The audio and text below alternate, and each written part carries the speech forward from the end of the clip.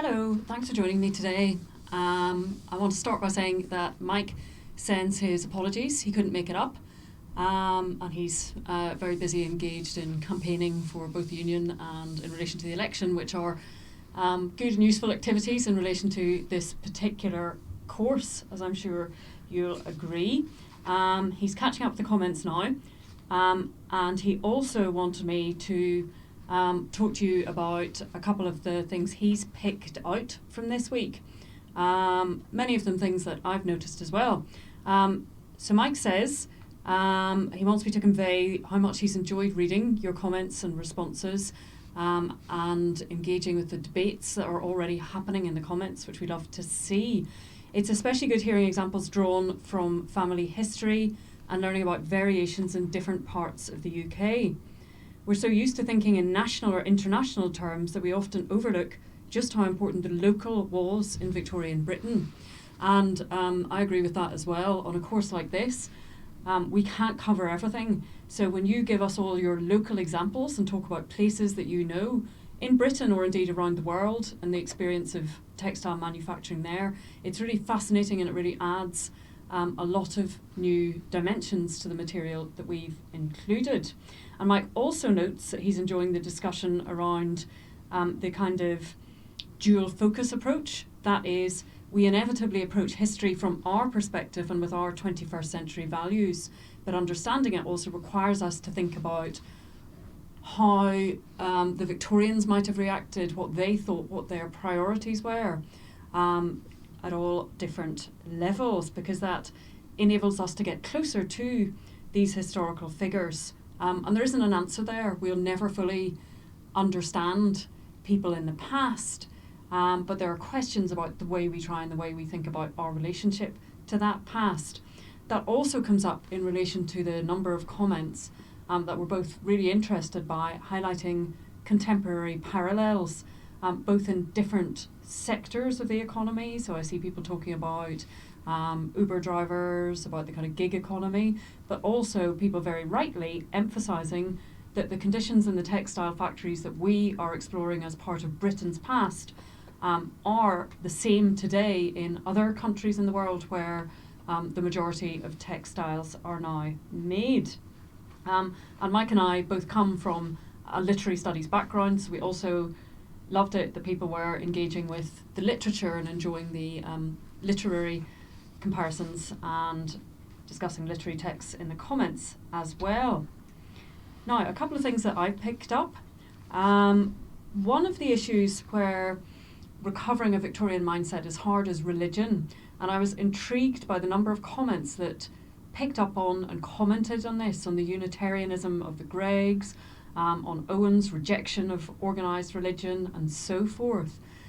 Victorian Britain, as we must always remember, was a profoundly Christian society in that even if you were sceptical, even if you didn't attend church, it was still assumed that your default position was Christian. That was your cultural identity and your religious identity, even if you yourself chose not to engage with any form of organised religion.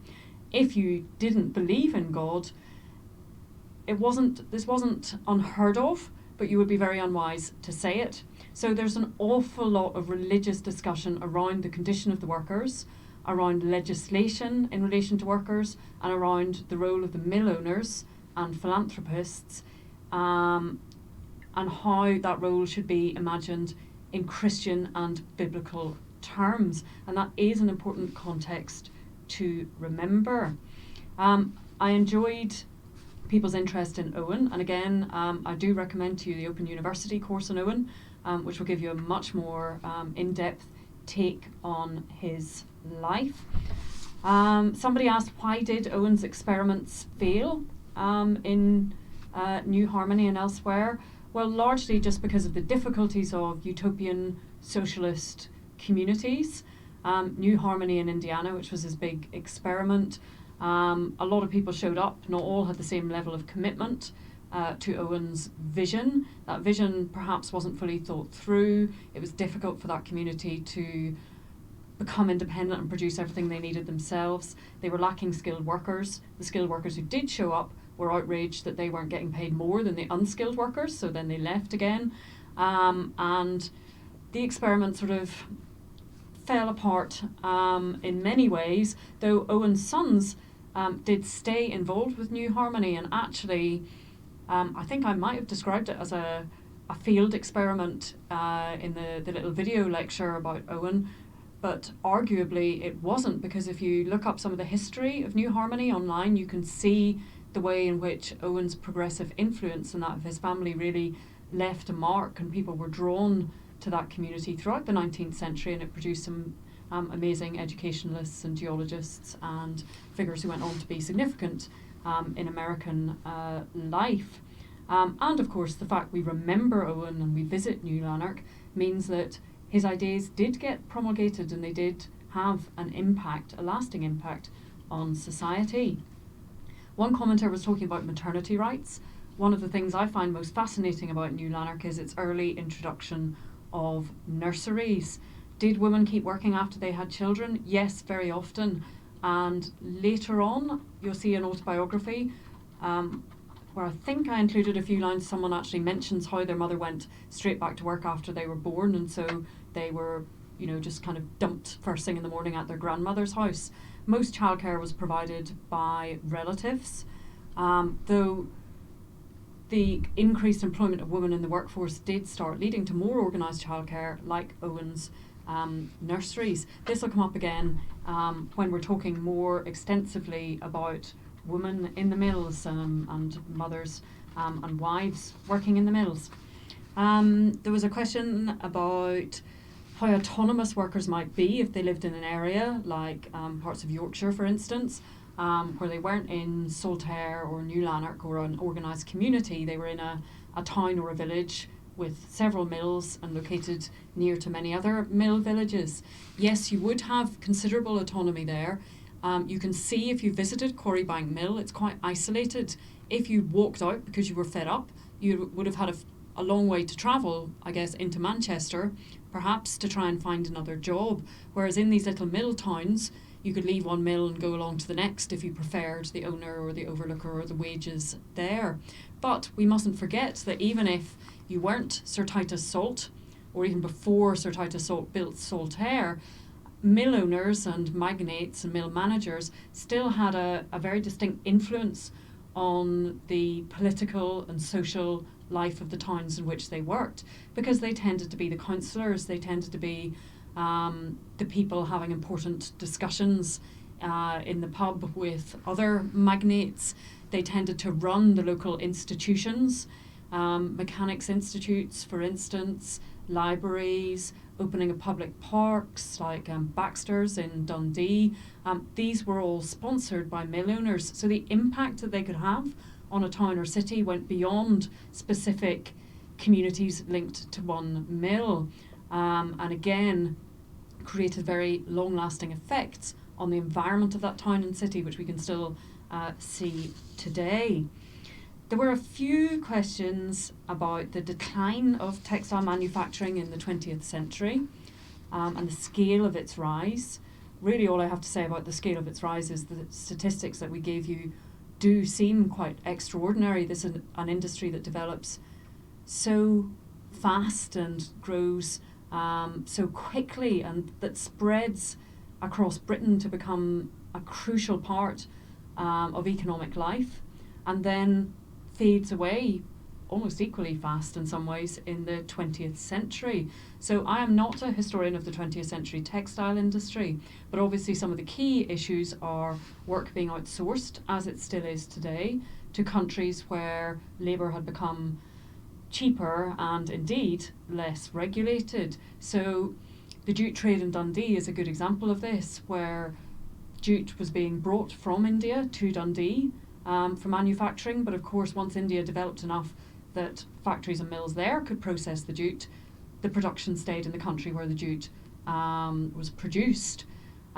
We must never forget, and this will come up again when we're talking about the cotton famine later in week 2, that this is a different industry to coal mining, and indeed to a large extent a different industry to railways, in that the raw material is not produced in Britain. And that's fascinating because it makes the the textile trade very dependent on imports and thus on wider world movements. So another question in relation to the 20th century was actually about Gandhi and the Indian boycott, the Indian National Congress boycott of English textiles in 1929.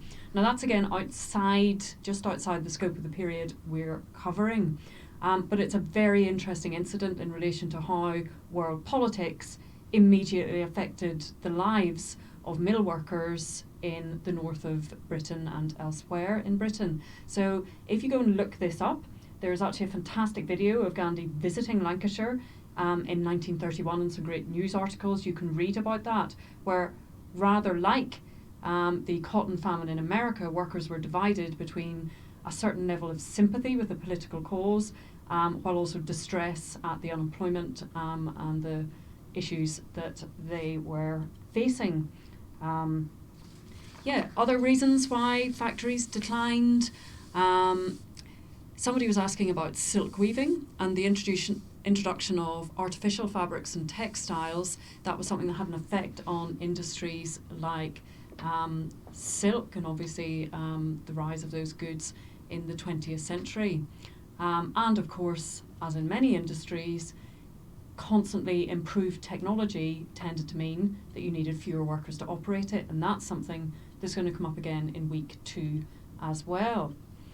And I guess I wanted to close just by saying on technology, rather appropriately for a course about how we work with modern forms of technology and machines, we have had a few technical issues this week, frustratingly because none of them were there last week, and a couple of broken links and so forth. So if you're starting week 2, I apologise because there is an issue with the week on with the step talking about factory sounds, where there's a broken link that we've had to take down and we're hoping to put up.